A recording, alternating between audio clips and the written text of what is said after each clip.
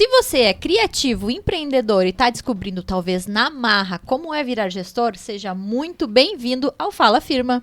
Aqui é papo reto sobre o que ninguém te ensina na faculdade, como fazer a gestão acontecer de verdade, com cliente, planilha, perrengue e propósito. Somos duas arquitetas que viraram gestoras, ou será que foi o contrário? E criamos esse espaço para mostrar que é possível transformar a firma num negócio sustentável, leve e com visão de futuro. Aqui é papo real, com aquele toque de bom humor da vida empresarial, como numa boa conversa de firma. E hoje a gente vai falar sobre construção, mas não construção de casas, crescimento. E também sobre saber a hora de mudar, de virar o ciclo. E hoje o episódio é especial, porque além de convidado, ele é da casa. Vocês viram alguma semelhança no nome do nosso convidado? Ou seja, hoje a gente vai ter autorização para fazer umas perguntas mais difíceis. Thiago, seja muito bem-vindo à nossa mesa. Antes da gente começar, esse episódio tem o apoio de Chama Velas Veganas, que combina bastante com esse clima de conversa de firma, só que mais agradável. E a gente fala muito aqui sobre construção mesmo. E a Chama também é isso, uma marca construída com bastante cuidado. Depois passa lá no @cvelasartesanais e conhece o nosso trabalho. Ou então no site www.chamavelasveganas.com. Deixa as honras pra ti, Rafa, que conhece ele muito mais que Então, todo mundo aqui. sabe nepotismo no programa? A coisa tá assim hoje, entendeu? Thiago Ritter, meu mano, é empreendedor e estrategista de marketing com mais de 20 anos de experiência em inovação digital. Fundador da W3 House, liderou a empresa até se tornar uma das maiores agências do Brasil, conquistando reconhecimento nos principais festivais de publicidade do mundo. Ao longo da sua trajetória, também foi palestrante em eventos como SXSW, compartilhando sua visão sobre criatividade, tecnologia e transformação digital. Atualmente, Thiago é diretor de advertising na Musora, uma das maiores plataformas de ensino de música do mundo. Também é sócio da cervejaria Stier, membro da UOL, aceleradora e mentor de diversas startups. E eu já vou começar te colocando numa situação difícil. Tu prefere estar aqui como convidado ou como irmão? Eita, como convidado, eu acho, né? Thiago, então, te apresenta, conta pra gente quem é tu além da firma e como surgiu essa trajetória empreendedora na tua vida. Eu sou irmão da influencer Rafaela. Milhares de seguidores. Milhares de seguidores. Muito genuína nas redes. E eu não sou o irmão mais velho, mas não vou contar isso. Agora eu contei. Eu não sou o irmão mais velho, pra tristeza ou pra alegria da Rafaela, que sempre quando me encontram, acham que ele é a o mais Rafa é o velho. melhor. Eu tive essa certeza mesmo. Sempre achei que o Thiago era o mais velho. Exatamente. E diferente da minha irmã, que sabia desde quando era pequena que queria ser arquiteta e fazia desenhos lindos, eu nunca tive certeza do que eu queria fazer. Então, eu sempre fui muito curioso. Eu acho que essa curiosidade me levou para vários lugares literais e nem tanto literais. Então, durante a minha vida, eu, desde, quase jogador de futebol, que jogou com o Ronaldinho Gaúcho, inclusive, a músico, baterista, que gravou um disco em Nova York, a empresário, que teve um negócio com mais de 300 pessoas, vendido para uma multinacional e hoje em dia trabalhando no Canadá para o mundo inteiro para uma marca global. Então são muitos lugares aí que eu passei. Não sei por onde começamos.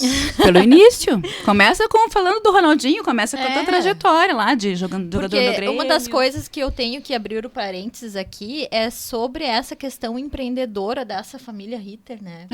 Da onde que vem? Da onde é que vocês se inspiraram? Tanto tu, Rafa, quanto tu, Thiago. Há uma inspiração familiar para essa vertente empreendedora de vocês? Tem muitas inspirações familiares. Algumas que a gente não sabe, né? Porque tem umas que são, não digo proibidas para menores, mas que agora eram contravenção na época. Não, a lenda é que meu avô tinha uma mesa de aposta. Que a avó fazia galinhada. Que existia uma mesa de pôquer nos fundos da casa deles, lá em Taquara. E que daí à noite, então, minha avó... Detalhe, o vô era ferroviário. Então ele trabalhava no trem, Isso né? era o bico dele. E aí a renda extra dele, extra era o cassino que ele tinha no fundo de casa. Então rolava uma jogatina lá. Então do lado do meu pai é esse, assim, que a minha avó cuidava da hospedagem, assim, era tipo Las Vegas. Então ela dava lá a comida, a bebida, né, para garantir que todo mundo ficasse apostando e o avô cuidava das apostas. E do lado da minha mãe, o meu avô teve uma fábrica de calçados. E pegou fogo. Pegou fogo. Isso foi na década de 50, 60, acho que 60.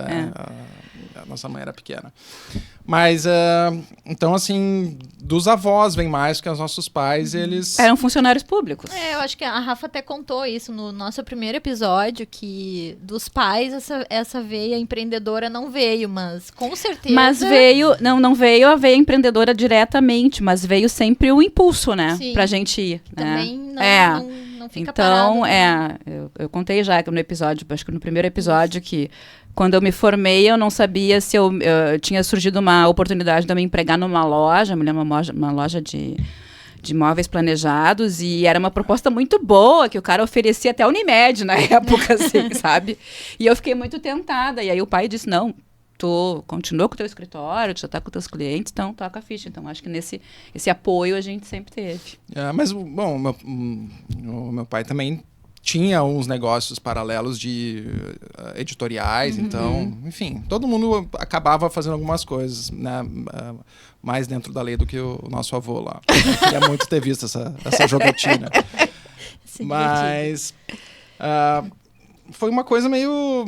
Não foi uma coisa pensada, assim, não é uma coisa que eu pensei quando era criança, eu quero ter meu negócio. Foi muito mais uma consequência acho que, de novo, dessa curiosidade. Eu acho que esse, para mim, é o principal ponto, assim, a vontade de querer sempre aprender e entender.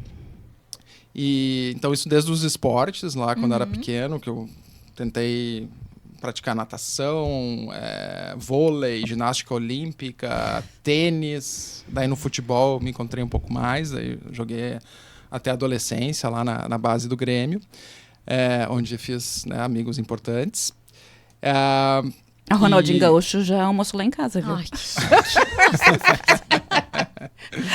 Nos tempos áureos. Não, ele era mirradinho, a mulher que ele chegou lá em casa, ele era pequenininho, eu digo, ai, tadinho, ele é magrinho, tem que dar comida pra ele. Porque era só Ronaldo. Mas acho que, assim, a principal curiosidade, eu fui acabar ali, porque quando eu tinha que ir no vestibular, eu acabei optando por jornalismo na Federal. Eu fiz medicina na PUC, por sorte, na humanidade eu não passei, Meu Deus. Para ser um médico. Mas é porque o jornalismo também permitia essa coisa de, ainda não sei o que eu quero, eu acho que eu vou para uma coisa mais ampla. E acho que a principal, assim, a minha curiosidade me levou para esse caminho porque foi no meio dos anos 90, quando estava surgindo a internet. Então, a gente tinha um computador na casa toda. E eu passei no segundo semestre da Federal, fiquei meio ano sem ter o que fazer. E na época não tinha dinheiro para viajar e tal. Então, o que eu fazia? Ia de madrugada pro computador, na época da conexão de escada ainda. E ficava fuçando. Né? Imaginem a internet em 96, 97. Não tinha muita coisa para fuçar ainda. Mas em determinado momento eu quis saber como é que as coisas iam parar lá dentro. Então, como é que os sites eram feitos, daí descobri que existia a programação, o HTML, o design e tal. Então, foi assim que eu fui aprendendo. Quando eu entrei na faculdade, já existiam alguns portais, já existiam alguns lugares de internet. E tinha uns colegas meus que estavam estagiando lá. Então, eu comecei a falar com eles e disse, não tem vaga para mim? E era uma delícia, porque eles pagavam um salário, sei lá, acho que na época era 200, 300 reais, mas vinha vale alimentação. E daí, isso que era a parte boa, né? Acho que eu devo ter engordado não sei quantos quilos só indo no McDonald's na época. Mas, enfim, ali me abriu a cabeça para esse novo universo que estava surgindo, que era a internet. E acho que a minha primeira grande lição foi a gente estar sempre muito atento ao que está acontecendo na volta. Assim, acho que para quem quer empreender, para quem quer fazer qualquer coisa, esse é o primeiro ponto. Assim, a gente tem que estar atento. E para mim era muito claro que a internet, eu já, mesmo com 17, 18 anos, para mim era muito claro. Caramba, esse negócio vai mudar o mundo. O que tu viu ali que ninguém estava vendo? O potencial que aquilo tinha. de conectar o mundo. Porque ainda era muito incipiente, muito. básico, era tosco, né? Imagina as conexões ainda de modem, ligava e a velocidade era baixa e tal. Mas tinham programas que já permitiam a gente falar com pessoas em qualquer lugar do mundo. Já tinha o ICQ. ICQ, isso aí. Né? Existia o Mirk, outras salas. Então eu me dei conta, cara, isso aqui, a gente poder falar com qualquer pessoa em qualquer lugar do mundo, isso é poderoso pra cacete. Então tem alguma coisa aqui. E eu fui investigando, daí comecei a estagiar. E em determinado momento, fiz vários amigos lá. E a gente se deu conta que para construir os sites das marcas que a gente atendia, era basicamente uma linha de montagem onde cada um de nós era responsável por uma parte. Então tinha alguém que fazia mais o design, outro que fazia a parte mais de animação. Eu ficava numa parte de escrever conteúdos e quebrar o código para HTML. E tinha mais um outro que era da parte de back-end, mais da programação pesada. E a gente, todo mundo moleque, assim, entre 20 e 23 anos, 24, acho no máximo, a gente, cara, por que a gente, em vez de trabalhar para eles, não abre o nosso próprio negócio? Na maior das inocências. Mas a gente pode fazer do nosso jeito. Vamos lá, vamos. Então, a partir dali, quando a gente teve essa ideia de vamos ter o nosso próprio negócio, a gente começou a entender o que é ser empreendedor no Brasil. E, por sorte, assim, a ignorância é uma bênção nesses momentos. Assim, né? Quando a gente é ingênuo, acaba não deixando de fazer coisas por medo. Assim. Isso foi, para mim, foi sempre muito bom, assim, porque era super Deixa a criatividade destemido. E destemido, sabe? Porque daí tu não fica pensando e repensando as coisas. Simplesmente vai lá e age e depois vê o que deu. Então, acho que foi meio assim o nosso início, né? Eu lembro de fazer uma ligação de, 2 horas com o contador do meu pai na época para entender o que é ter uma empresa, quais são os compromissos, o que tal. Devo ter entendido metade, assim. Mas, pelo menos, foi a base para começar. Então, esse foi vamos dizer assim, o primeiro estímulo, o primeiro momento de empreendedor foi ali. Isso nós estamos falando de 2000, ano 2000. E legal que vocês 4 se complementavam, né? Acho que isso aí é legal de tu falar, né? Que era um jornalista, um publicitário, um arquiteto e um TI. Então, os 4 se fecharam, por isso que fechou assim tão bem essa sociedade. Que bom. Uma lição disso que eu aprendi com o tempo, assim, que a gente ainda nem era tão amigos, assim, não era que nem, assim, amigos de infância. A gente era amigos muito mais da proximidade do trabalho, mas a gente, enfim, como eu falei, dessa linha de montagem, né, dessa complementariedade profissional. E uma coisa que, fazendo, assim, retroplanejamento, é que o que sempre nos uniu foi os mesmos valores. Então, isso eu acho que é uma coisa fundamental, uma lição assim, para qualquer negócio. A gente nunca começou esse negócio pensando que a gente iria enriquecer ou que, lógico, gostaria, mas não era o objetivo. O objetivo inicial não era nunca esse. ficou pensando que a gente quer enriquecer, que a gente quer 300 pessoas, que um dia a gente quer vender para uma empresa. A gente começou porque a gente tinha... a gente se divertia pra cacete fazendo aquilo. A gente gostava, a gente tinha paixão, assim. Então, eu acho que qualquer empreendedor que faz um negócio com paixão tem 999% mais chance de dar certo do que alguém que está muito calculista, do tipo, estou vendo essa oportunidade de mercado, vou colocar aqui. Não que não vai dar certo, mas eu acho que eu sou um romântico nesse aspecto, assim, de acreditar que o tesão, sabe, a paixão é que vai fazer a diferença. Motivar. E em qual momento vocês viram que a empresa ela não era mais algo só de brincadeira e estava se tornando algo muito sério e crescendo? Vocês viram a necessidade de implementar processos? Como é que isso funcionou no crescimento? Acho que teve vários momentos, assim, né? Foram vários momentos que a gente foi se dando conta, assim, né? De amadurecimento. Acho que teve um primeiro momento que foi a nossa primeira estagiária. É um marco na vida de qualquer empreendedor. Porque a gente tinha aberto a empresa, sei lá, há uns poucos meses. Daí a gente foi visitar um prospect.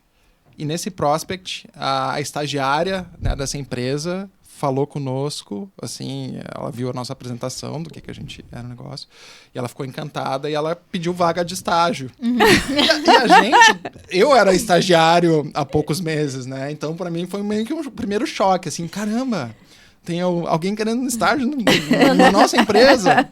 Tanto é que meses depois, quando a gente achou que precisava de uma estagiária, ela foi a primeira estagiária. A Carlinha, quem foi? Não, foi antes da Carla, foi a Karen. Karen Garcia. Se está nos ouvindo, beijo pra ti, Karen. Sei que ela tem filhos hoje em dia e tá, enfim, seguiu a carreira. Mas era a Karen. E então a gente trouxe. Acho que isso já devia ter uns 6 meses de empresa, assim. A gente viu, vamos trazer mais alguém porque estava começando a ter mais demanda. Então, acho que ali foi um primeiro momento, mas ainda tudo muito, de novo, estamos falando de uma empresa que funcionava numa sala, assim, um pouco maior que esse estúdio, né? Mas eu acho que depois ali do segundo, terceiro ano, a gente começou a ver que já na época tinha umas 7 pessoas trabalhando. A gente viu, vamos para um espaço maior, já precisamos organizar mais a estrutura da empresa. Em seguida, a gente trouxe pessoas para cuidar da parte administrativa, né? Porque eu acho que esse é um ponto fundamental também para qualquer negócio, precisa ter controles e ferramentas. E muitas vezes acontece, que nem o caso de vocês, o meu caso, a gente não tem a formação como administrador. E a gente aprende pela necessidade, a necessidade faz gemer. Mas ter alguém que consiga orientar, pelo menos isso, né, o que fazer com o controle, é fundamental para o negócio dar certo, porque às vezes tu acha que tu tá faturando pra caralho, mas quando tu vê, putz, mas eu tô gastando muito mais do que eu tô faturando, então o que adianta, né? Tu vê só o top line, não vê o bottom line e acha que o negócio é saudável e na verdade não é. Então ter as ferramentas corretas e a gente se preocupou em trazer alguém para nos ajudar, assim, porque até então a gente fazia bem mambembe, assim, uma planilha Excel com entradas e saídas e assim foi indo durante alguns anos. E no que a gente trouxe uma pessoa, isso ajudou, porque, primeiro, o nosso foco, né, e principalmente o meu, que acabava dividido também para cuidar de gestão, ele voltou muito mais para o negócio, do tipo, beleza, agora eu tenho que pensar, eu não preciso mais cuidar de folha de pagamento, de pagar conta. Então, eu vou focar no negócio. O que é focar no negócio? Putz, daí, para mim, é a função do líder, é trazer a visão. Onde é que a gente quer ir? Para onde é que a gente vai investir? Quem que a gente quer prospectar? E no nosso negócio, assim, a gente teve muita sorte de ser muito mais comprado do que a gente se vender, né? Por na época ter uma oferta que ainda eram poucos players que tinham, então muita gente nos procurava, assim, era engraçado, porque na época era assim, a gente fazia, por exemplo, o site da Tramontina. Daí no site da Tramontina tinha o nosso logo lá, desenvolvido por W3 House. Daí a Grendene via o logo da agência lá, vocês fizeram o site da Tramontina, a gente quer fazer o nosso site. Enfim, era muito dessa recomendação.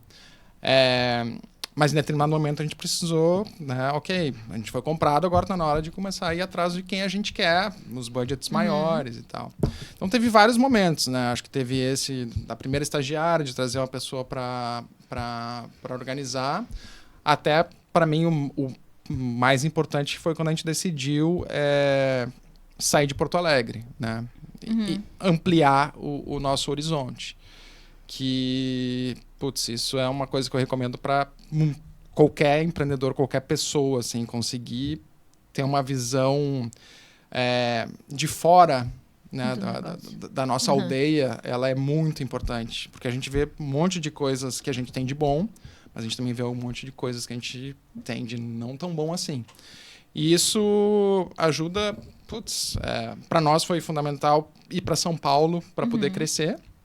Então, eu me mudei para São Paulo em 2011 e no que eu mudei para São Paulo a gente começou a, sei lá, dobrava todos os anos. Acho que juntou, né, o fato de estar no mercado maior com um mercado que estava amadurecendo mais, que era o mercado de marketing digital. E foi ali que a empresa decolou, assim, né? Então, acho que até falar do início para o meio da empresa, esses foram 3 momentos bem relevantes. E isso foi durante 20 anos que tu esteve na empresa. O que te fez decidir mudar de rumos? Vender. Como é que foi essa história? Como é que foi? Como é que foi essa história? Essa é uma história longa. Tá, não, mas resume pra nós, porque depois eu quero fazer também o link com a música. Se a música sempre teve na tua vida, se tu era uma pessoa, realizada com a WT3 House. Uhum. E por que tu decidiu também seguir carreira com a música, né? Uhum. Então... Eu digo que é longa não só pela história em si, mas porque foram muitos anos de conversa sobre esse assunto. Porque na época que a gente começou, a primeira conversa sobre alguém querer nos adquirir foi, acho que em 2005. Então a gente tinha 5 anos de empresa. 5 anos de empresa só. Mas ainda foi uma coisa do tipo que só serviu pra gente, opa, que legal, de repente dá pra vender a empresa e ganhar um dinheiro. Boa. É se aposentar, né? Mas daí, em 2008, foi que começou a ter as conversas sérias, assim, com os grupos internacionais, que daí, inclusive, a gente ia pra São Paulo, era engraçado, porque daí ia lá e rolava isso, chegava com champanhe e tal, né? Aquela coisa bem de... Ó, a gente tá no mesmo nível, hein? De seduzir o cliente. Os moleques, assim, imagina, eu tinha 26, 27 anos, e então era o jeito, daí ia pros jantares... os jantares com champanhe, com comida boa, os garçons lá para Festival de Cannes também, convidava para ir no Festival de Cannes lá na França, né? Então tinha toda essa sedução. É legal, hein? Eu ia ser vendida facinha. Acho que talvez por isso que a gente demorou. Aproveitou um pouco aí. Aproveitou isso aí. Tu ia de primeira. Ai, me leva, eu quero. Me deixa lá, de preferência, não me trazer de volta. Isso aí, fico lá em Cannes mesmo. Então tem a parte divertida, que é isso, mas a parte legal, eu acho que dessas conversas sobre as vendas é que para cada pessoa que tentava nos comprar ou enfim, fazia proposta, ou simplesmente sondava, a gente melhorava em alguma coisa. Então, a gente via que podia ser mais eficiente, que tinha alguma carência em tal área, ou que podia explorar um negócio que a gente estava explorando. Então, acho que de aprendizado desse processo de negociação foi muito isso, assim, primeiro, nunca descuidar do negócio, porque também a chance de tu ficar deslumbrado, daqui a pouco vou botar um bom dinheiro no meu bolso, e daí tu só vai pensar nisso e acaba esquecendo que tu tem os teus clientes, que tu tem a tua entrega, tu tem o teu time. Então, ponto 1 é nunca desfocar disso. E, enfim, e melhorar no que esse aprendizado pode trazer. Sobre a decisão de vender, eu acho que... eu sempre fui muito de entender ciclos, assim, né? De entender que as coisas começam, elas evoluem e chega um momento que elas podem acabar, né? E eu acho que dentro por exemplo, da minha vida como atleta, né? Que foi... São várias vidas dentro de uma vida, né? Vamos combinar. Meio Forrest Gump, assim. Eu comecei a jogar com 7, 8 anos e fui até os 14, 15. Então, é um período da vida, assim. Mas chegou uma hora que eu enchi o saco, porque, pra tu ser atleta profissional, tu tem que treinar todos os dias, jogar fim de semana, tem que te privar de um monte de coisas. Eu lembro de perder passeios da escola pra ir treinar, pra ir jogar. Então, chegou uma hora, não, chega, não é isso que eu quero. E acho que do negócio também chegou uma hora que... isso é bacana, porque eu me dei conta quando a gente estava no pico, sabe? Né? Quando tu olha pra uma coisa e diz, que do cacete, assim, a gente tá num... a crista da onda. E é difícil de ter essa percepção, assim, acho que... em várias coisas da minha vida pessoal, talvez eu não tenha tido essa percepção. Mas do negócio, para mim, era muito claro, que foi ali primeira metade dos anos 2010, ali, de 2010 a 2015, assim, acho que foi quando a gente cresceu muito e curtiu. E depois disso, talvez meio que de uma ressaca, assim, de perceber, cara, a gente começou 4 guris numa salinha de 20 metros quadrados em Porto Alegre, que construíram uma empresa que na época a gente devia ter umas 200 pessoas, a gente estava com sede em São Paulo, Porto Alegre, Rio, Curitiba, a gente teve uma sede em Londres. Em 2016 a gente ganhou os principais prêmios de publicidade lá no Festival de Cannes, no Web Awards, no D&AD, que são assim, da publicidade os principais eventos. E assim, eu acho que eu, como competidor, eu gosto de desafio. Eu sou competitivo pra caramba. A Rafaela é testemunha que ela lembra como os controles dos videogames voavam quando eu perdia lá em casa, assim. Crianças, não façam isso, por favor.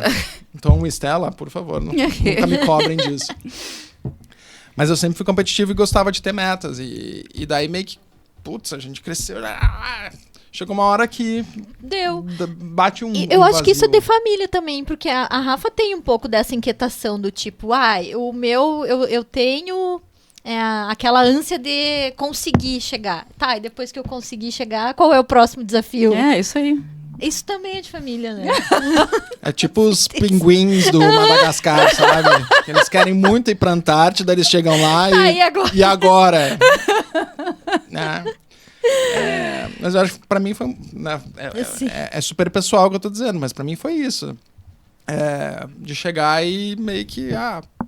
ok.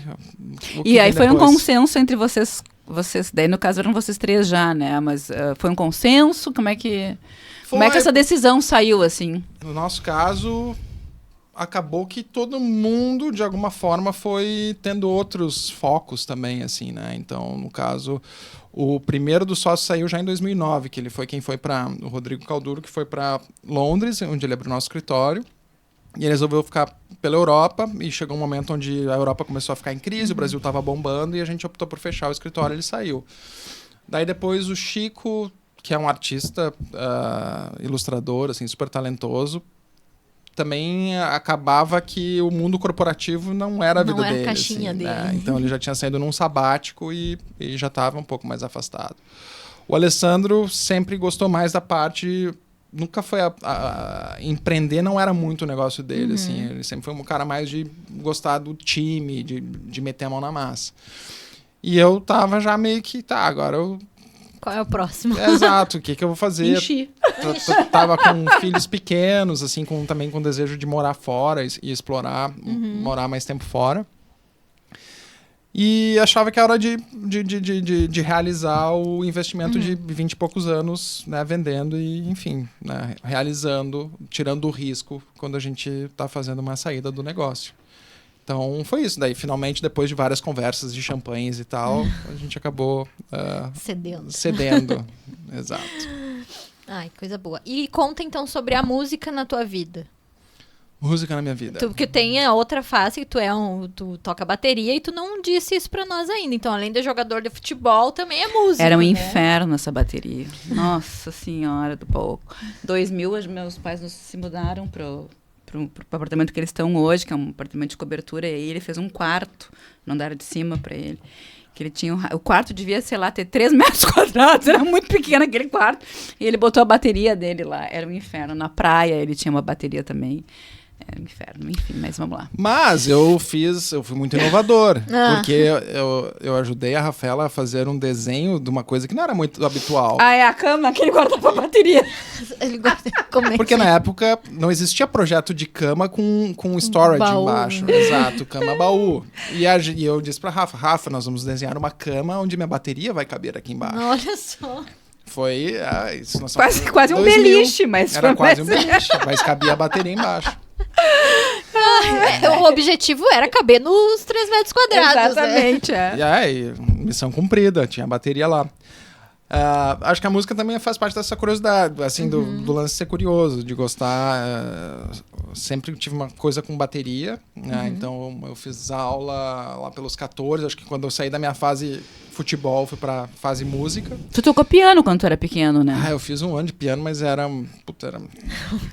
uma professora muito antiga e antiquada, assim, então um método que eu passei um ano fazendo aula e não aprendi a tocar música nenhuma, então daí chegava a tia Zênia, né, pedindo as tias chegando, toca uma música, né, eu não sabia tocar, sabia tocar nota, né, ia pro dó e pro sol, então foi meio decepcionante essa fase.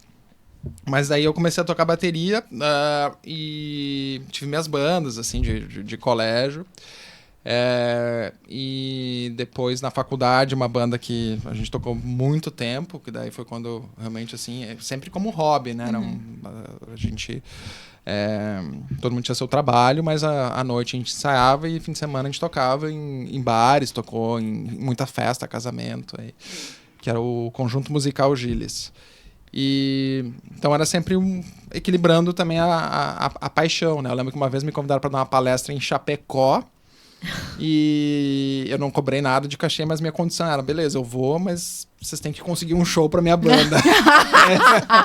Esse foi a minha negociação. Exato. E o negócio era tocar, né? Exato, e deu certo. A versão foi essa. E conseguimos o show lá. Então, assim, a música sempre rodou meio que no background, assim, do meu lado empreendedor. E, enfim, para mim, a música, sei que tem gente que gosta de meditar, né, por exemplo, para poder botar seu pensamento em dia. E para mim, a música sempre foi o lugar de, cara, quando minha cabeça tá estourando. Assim, com muita coisa. Sabe quando tu vai dormir, a cabeça fica overclock?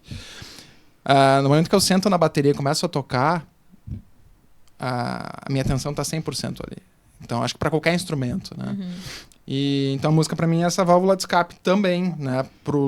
Que equilibra o estresse do lado empreendedor com um momento que é de diversão, de focar e conseguir relaxar.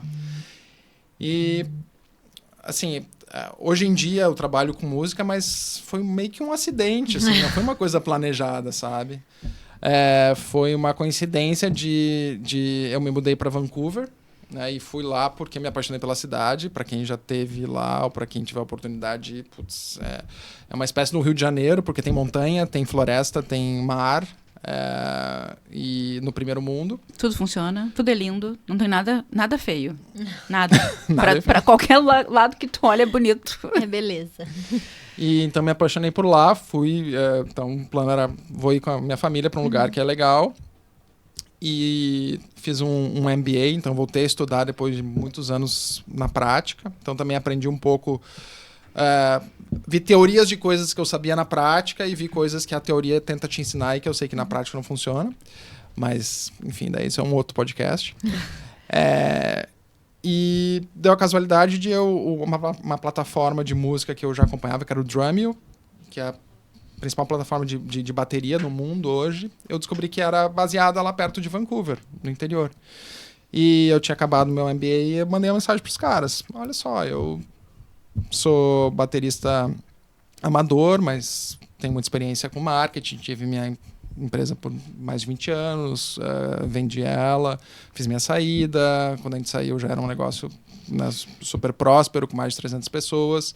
Estou aqui em Vancouver sem fazer nada. Vamos trocar uma ideia? Então foi muito assim, despretensioso. E eu fui super bem recebido lá. Os caras adoraram assim, né, a introdução. E a gente passou, acho que meio ano conversando sobre o que poderia ser feito, né? Onde é que teria espaço, porque eles dizem, é meio que assim, a gente gostou de ti, tu gostou da gente, mas vamos ver se tem como isso aqui dar certo dentro da nossa estrutura. E depois de muitas idas e vindas, eles acabaram vendo que a gente vai reestruturar nosso marketing, precisa de alguém para tocar a área de advertising, né? Então, que é basicamente cuidar de todas as compras de mídia que a gente faz e também liderar o nosso time de criação. Uma espécie de uma agência. Então, é o trabalho que eu tinha liderando uma agência para várias marcas, né? Era liderar uma agência, logicamente, muito menor e para uma marca só. Então, foi assim que eu fui parar na Musora, que é a empresa mãe, mas que a principal marca se chama Drumeo, que é um canal de bateria gigantesco aí no mundo. E depois de toda essa trajetória empreendedora e estando agora liderando times ainda, né? Se tu pudesse dar uma dica, assim, para quem também é líder e tá precisando de uma ideia, assim, o que tu nos diria? Para ti, o que é importante dentro de uma liderança? Eu acho que, primeiro, assim, acho que ser genuíno, né? Acho que não adianta querer ser um líder inspirado em algum outro líder que não tenha nada a ver contigo. Uhum. Não adianta ler 1000 biografias do Steve Jobs e sei lá quem mais, aí Bill Gates e Elon Musk ou qualquer outro desses big tech aí, e achar que vai ser. Ou largar a faculdade, porque o Steve Jobs nunca fez faculdade, fez só o curso lá de tipografia. Eu acho que é entender, né, o tipo de líder, o tipo de gestor que a pessoa é, e tentar se aprimorar nos skills que de repente não tenham, né? Eu tive muita sorte de ter, assim, pessoas que conseguiram me ajudar muito. Então, um ponto que eu, por exemplo, assim, soube que eu deveria melhorar é em comunicação. Justamente o jornalista. Mas casa de ferreiro. Então, em determinado momento, a gente tinha lá a Rita, a maga do RH, e ela disse, de um jeito muito fofo, disse, Thiago, às vezes tu pensa muito rápido e as pessoas não acompanham o teu raciocínio. Conheço bem essa história. Então, a sugestão que eu te dou é, sempre que tu encerrar uma reunião, faz um check. Um repasse. Né? Exato. Repassa tudo que foi dito e a expectativa que tu tem dos próximos passos. E aquilo ali pra mim foi meio que chocante, assim, eu primeiro me dei conta, caramba. Como é que as pessoas não são rápidas que nem eu? Acho que é um jeito fofo dela dizer, te comunica melhor, né? Então, mas pra mim foi uma super chamada do tipo, cara, isso é essencial, eu preciso fazer com que as pessoas... A comunicação é a chave, né? Não adianta, tu pode pra ter... qualquer coisa na vida, né? Mas, assim, como um gestor, mais do que nunca. Sim. Porque eu também não me dava conta do peso que as minhas palavras tinham com as pessoas. Até porque eu comecei muito cedo. Eu comecei um negócio com 20 anos. Então, durante muito tempo, eu tinha várias pessoas do meu time que eram mais velhas que eu, mais experientes. Então, ou da minha idade. Então, muitas vezes, acabava, né, tratando como colega. Só que tem coisas que, para mim, eram colega, mas... para eles era o chefe, era o dono, então eram muito mais pesadas do que eu achava que era. Então, né, esse cuidado com comunicação é uma coisa muito importante. Então, desde o sentido de entender o peso que tem aquilo que a gente está dizendo, até fazer essa checagem. Ok, tá claro o que são os próximos passos, tá claro o que eu estou esperando, alinhar essas expectativas. Então, acho que isso, para mim, valeu lá em, sei lá, 2012, vale em 2026. Acho que vai valer para sempre. Com certeza. Ai, que bom. Rafinha, que perguntas tu nunca fez pro teu irmão que tu poderia fazer agora? Não sei se tu já me fez perguntas sobre o trabalho. Não, a Jéssica tá ótima, pode continuar. Não.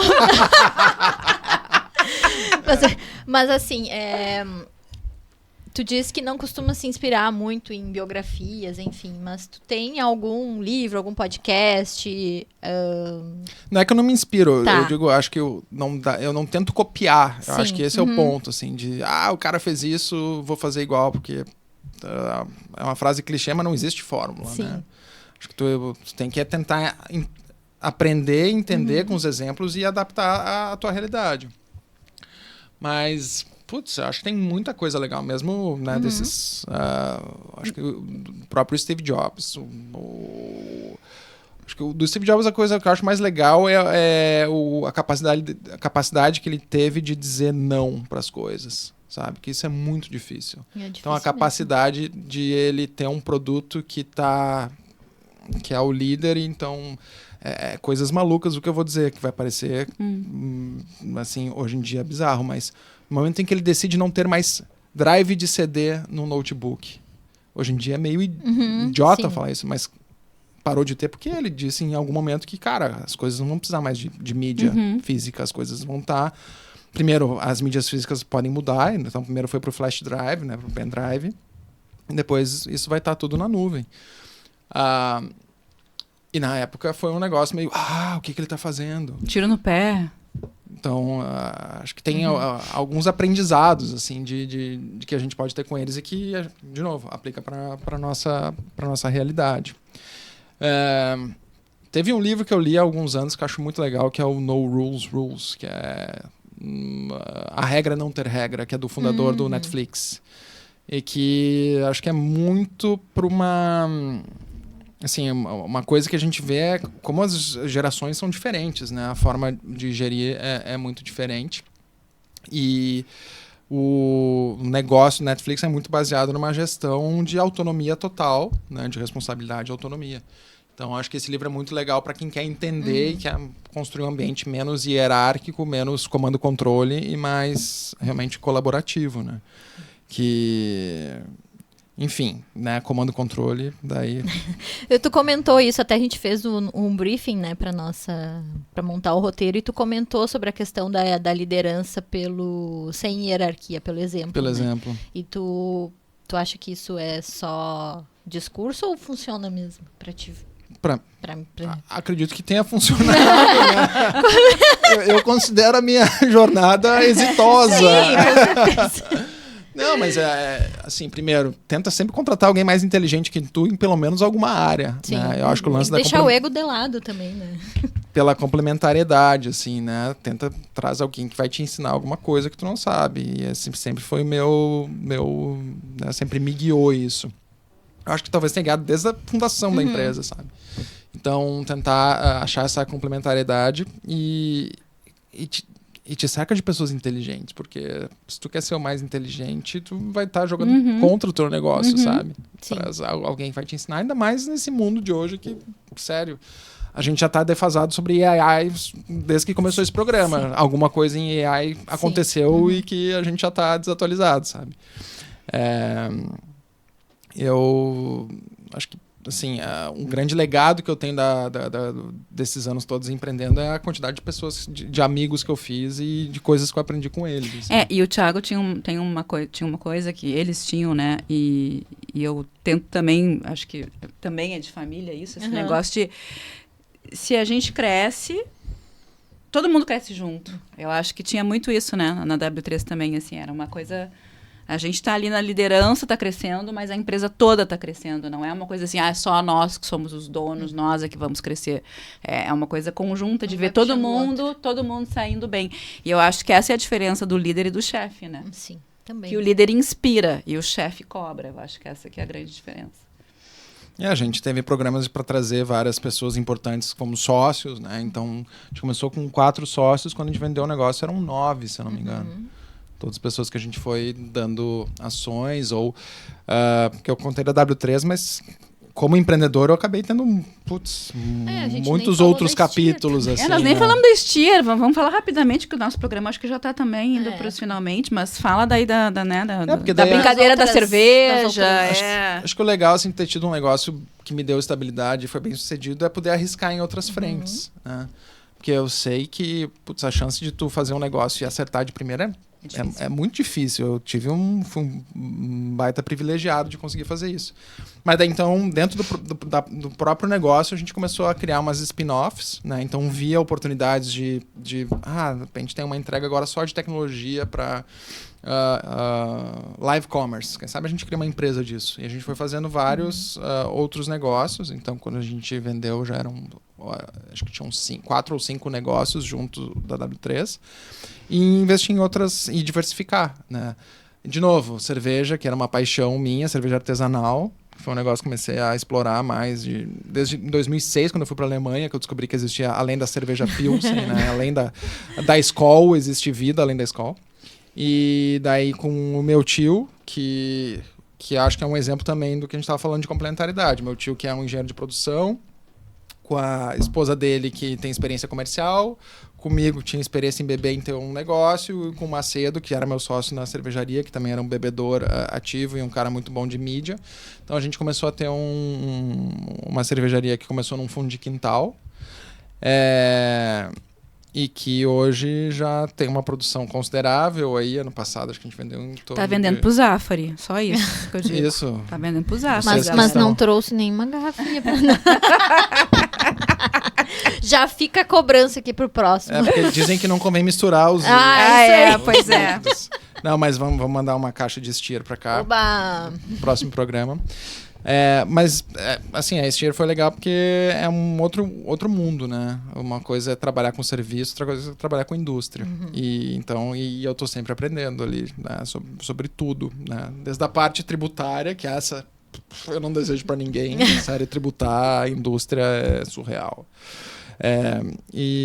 Mas é legal porque, enfim, a gente vira o chip, assim, né? De estar acostumado com um tipo de negócio e ter que aprender a se virar com outros totalmente diferente.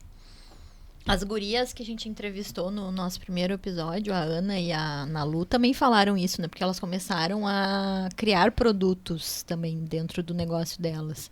Então, ter essa questão industrial dentro de um canal educativo foi uma virada de chave também para elas. Então, como é bom ter diversificação, assim, acho que para quem gosta de aprender é um prato cheio, né? Tá sempre aprendendo. Tá sempre aprendendo. Pro bem e pro mal, tomando porrada às vezes. É isso. Bom, a gente tem alguns quadros fixos, que o primeiro era a questão da gente ter uma indicação de um livro, que ele já falou. Que ele já falou, mas a gente tem a pergunta final do podcast, que é: se a tua firma tivesse voz, o que ela estaria gritando agora? O meu grito de guerra na firma era sempre vamos se pelar. Que eu acho que resume muito do que tem que ser o espírito. Né? Esse era o grito de guerra nas festas. Tá bom. Ótimo. Não sei se é o tipo de voz adequada pro público, mas eu acho que, cara, se não fizer um negócio com tesão, se não se divertir, assim, acho que pra mim isso é chave. O que eu sempre procurei tem que estar motivado, tem que achar o que te faça feliz. Parar de estar feliz fazendo aquele negócio, pelo amor de Deus, vai fazer outra coisa. Porque não tem porquê, assim. Ficar insistindo naquele troço que não vai. Que não vai. Sim. Daí não vai, sabe? Então, o Vamos Se Pelar é sempre o nosso grito de guerra, assim, pra comemorar, pra celebrar e ter esses momentos de celebração, né? Tem que ter ritual. Acho que vai estar no top 1 das frases que as pessoas falaram. Vai ser Vamos se pelar. Bom, Thiago, então, a gente vai encerrando por aqui. Muito obrigada por compartilhar conosco uma trajetória tão consistente, assim, e realmente nos mostrar que a vida ela pode ter diversas vidas dentro de uma, né? E o empreendedorismo é isso. Muitas vezes a gente curte uma coisa por um tempo, depois quer mudar ou tem outras vontades, enfim, isso é vida. Nunca é tarde para recomeçar. E obrigada por ter aceito o nosso convite. Eu que agradeço o convite. Muito bom relembrar histórias. Muito bom. E a vida é isso, né? A constante mudança, né? Daqui a pouco aquilo que tá legal, daqui a pouco já não é mais, e aí surge uma outra ideia, e é isso. E aí a gente tem que... É muito inspirador ouvir essas histórias. É conseguir visualizar aquilo que vai nos fazer feliz. E às vezes eu vejo, assim, que as pessoas ficam insistindo em coisas, assim, que são maçantes, mas não, mas isso me dá dinheiro, eu vou fazer porque me dá dinheiro. E aí vem a vida e te dá um... Sabe? É bom por um tempo, né? Depois... E aí, mas agora que horror, que caos, tudo. Não, calma, né? Respira, porque daqui a pouco, né? É pra te mostrar que tem outros caminhos e isso é muito inspirador, mano. Muito obrigada por estar aqui. Obrigado. Adorei o programa. E você que nos ouviu até aqui, conta pra gente. Quais foram os insights que a firma te trouxe nesse episódio? A gente quer saber o que faz sentido, o que provocou e o que você leva contigo a partir dessa conversa. E se esse foi o teu primeiro episódio, já aproveita para seguir o Fala Firma ali no Spotify, no YouTube e maratonar todos os outros. Temos a primeira temporada com 12 episódios pra gente maratonar. Tem muita conversa boa, prática, real, esperando você. E para continuar com a gente, nos segue lá no @FalaFirmaPodcast, que a gente pretende voltar a compartilhar os bastidores. Tá meio parado, mas vai andar. Porque a firma só vai... se você vem junto.